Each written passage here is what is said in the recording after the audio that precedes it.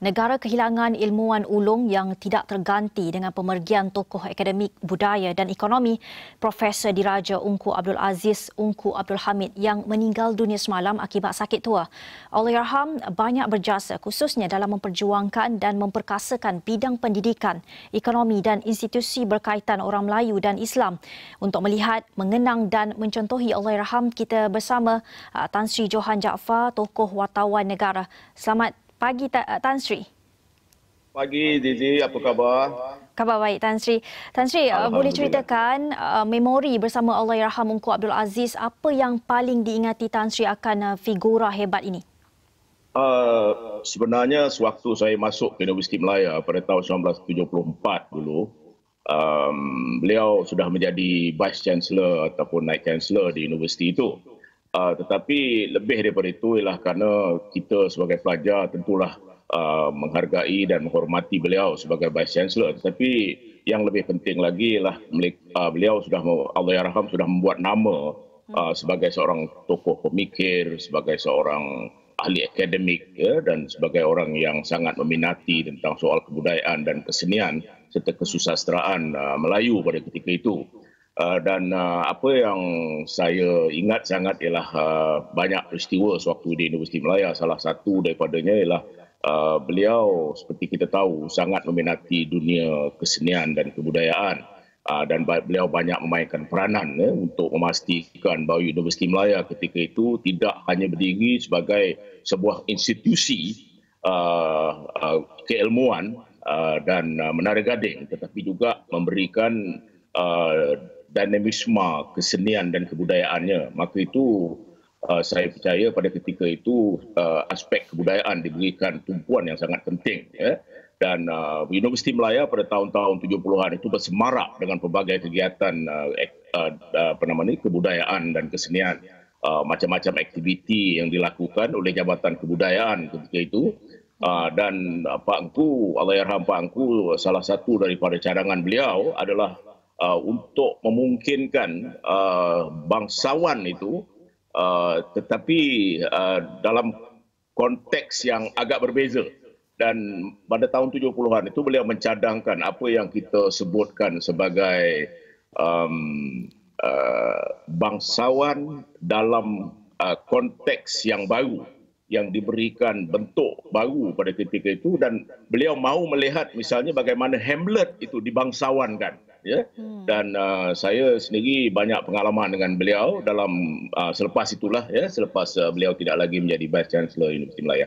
Tetapi apa yang lebih penting ialah saya bersetuju bahawa beliau merupakan satu ikon ilmu yang tidak ada galang gantinya di negara ini. Ya, Tan Sri, jasa-jasa Allahyarham Pak Ungku seharusnya diingati oleh orang ramai, terutama sekali terlihat kepada orang Melayu dan juga orang Islam itu. Bagaimana Allahyarham boleh terlibat dalam penubuhan lembaga urusan tabung haji dan membantras kemiskinan? Kita harus ingat bahawa Pak Engku adalah seorang pakar ekonomi, ya, dan beliau banyak membuat kajian mengenai ekonomi, khususnya ekonomi luar bandar. Dan kita harus ingat ada satu konsep yang beliau perkenalkan pada tahun 60-an itu, iaitu the Sarung Index. Sarung Index ini mudah saja. Ini adalah untuk mengukur tahap kemiskinan masyarakat Melayu ketika itu. Dia menggunakan konsep lebih kurang begini, maksudnya berapa banyak kain sarung dalam rumah itu dibagikan dengan jumlah orang yang ada dalam rumah, ya, tak termasuk bayi, ya, sebab bayi tentu tak pakai sarung lagi, kan. Jadi orang Melayu pada ketika itu semua pada dasarnya ada sarung. Sarung ini merupakan pakaian yang yang digunakan untuk tujuan solat, untuk duduk di rumah dan sebagainya. Jadi ukuran yang digunakan oleh beliau, oleh Allahyarham, ialah semakin kurang sarung di dalam rumah itu, semakin tinggi kadar kemiskinan. Maksudnya berapa banyak sarung di rumah dibagikan dengan jumlah orang dalam rumah tolak bayi. Artinya itulah ukuran yang secara mudah digunakan oleh oleh Allahyarham untuk menilai taraf kedudukan ataupun taraf kemiskinan orang Melayu pada ketika itu. Kita nampak perkara ini macam agak pelik sikit, tetapi inilah saya percaya kajian yang telah beliau buat, pemerhatian yang telah beliau buat. Dan Allahyarham ini dia merupakan salah seorang yang percaya bahawa keupayaan pencapaian ekonomi orang Melayu ini ada banyak faktornya dan di antaranya ialah beliau menganggap bahawa soal kemiskinan ini harus ditangani, ya, dan ditangani dengan betul. Dan maka itu beliau telah memberikan banyak cadangan dan salah satu daripada cadangan yang saya percaya paling bernas yang telah beliau cadangkan ialah penubuhan tabung haji. Dan beliau merasakan bahawa orang Melayu pada ketika itu untuk pergi ke haji terpaksa misalnya menjual tanah, menjual harta, ya, berhutang dan sebagainya. Dan oleh kerana itu beliau merasakan ada keperluan untuk mewujudkan sebuah institusi, ya. Dan institusi itulah secara dasarnya pada ketika itu cadangan beliau, dan pada hari ini dia merupakan institusi yang sangat besar, yang bernilai berbilion ringgit dan memudahkan orang Melayu, orang Islam untuk pergi ke haji. Dan bukan itu saja, tetapi yang lebih penting lagi, pemergian itu dilakukan dengan cara yang lebih teratur, secara sistematik, dan untuk membolehkan jemaah haji ini mendapat manfaat yang terbaik. Saya fikir ini salah satu daripada sumbangan beliau yang paling besar. Ya, Tan Sri, apakah nilai teladan atau sifat Allahyarham Ungku yang kita boleh contohi, yang boleh diambil iktibar dan diteladani oleh bangsa dan juga generasi muda ketika ini? Ringkas saja, Tan Sri. Okey, saya percaya salah satu daripadanya ialah kerana beliau seorang intelektual. Beliau percaya bahawa seorang intelektual ini harus memainkan peranannya. Ini senang dipendekkan cerita, kata public intellectual ini mempunyai sumbangan ataupun peranan tersendiri, ya. Dan selama hidup beliau telah menunjukkan apa yang peranan yang telah dilakukan oleh public intellectual ini. Dan beliau selalu percaya bahawa seorang itu harus memberikan perhatian yang cukup banyak tentang soal misalnya pembacaan dan sebagainya.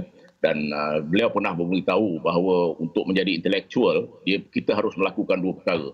Yang pertama ialah untuk membaca Encyclopedia Britannica, keseluruhan Encyclopedia Britannica yang yang sebenarnya sampai kepada 32 volume itu. Yang kedua, membaca keseluruhan Jambras atau Journal of Malayan Branch Royal Associatic Society sampai ke keseluruhan. Saya fikir ini tidak mungkin dapat dilakukan oleh banyak orang, tetapi Pak Angku percaya bahawa kita harus memperluaskan minda, sikap, nilai values kita melalui pembacaan. Itu saya fikir perkara yang harus diteladani oleh orang muda sekarang. Dan kita tahu bahawa dalam keadaan sekarang semakin kurang orang membaca, dan ini adalah legacy yang ditinggalkan oleh Pak Angku.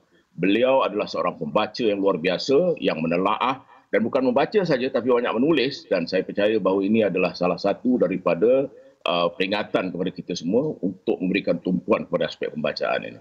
Ya. Tan Sri, bagi orang muda yang tidak mengenali Allahyarham Pak Ungku, apa yang patut mereka tahu mengenai tokoh ini? Adakah wajar kita melakukan satu memorial khas bagi khusus kepada orang muda untuk mengenali Allahyarham hebat seperti Pak Ungku?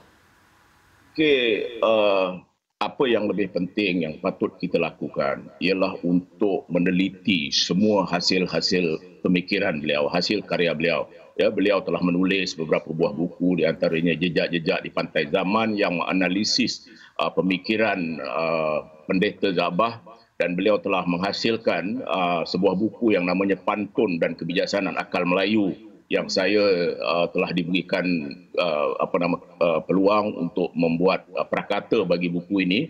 Beliau mengkaji, untuk buku ini beliau mengkaji 16,000 pantun dan memilih 78 buah untuk dianalisis di dalam buku ini, ya. Dan kemudian kabarnya beliau juga telah sedang mengkaji lebih kurang 20,000 pantun lagi, ya.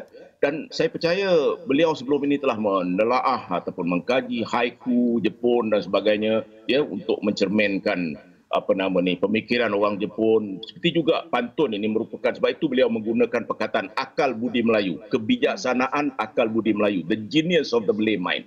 Jadi ini adalah kekuatan yang ada pada Pak Angku. Jadi saya fikir kita bina monumen, satu yang lebih penting lagi, monumen itu adalah monumen minda. Perkataan minda itu pun dipopularkan oleh Pak Angku.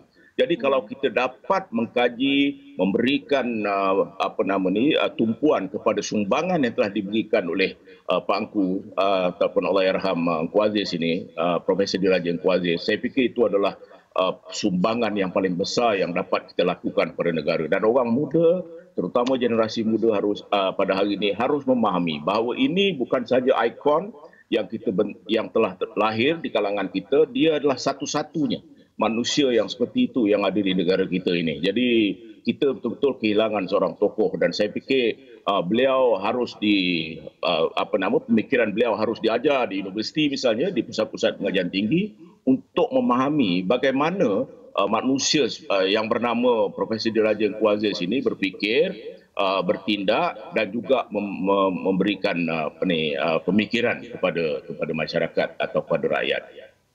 Ya, terakhir sekali Tan Sri, kami di Astro Awani ingin memberi kesempatan kepada Tan Sri. Mungkin Tan Sri ada ucapan untuk keluarga Allahyarham Pak Ungku yang boleh Tan Sri kongsikan.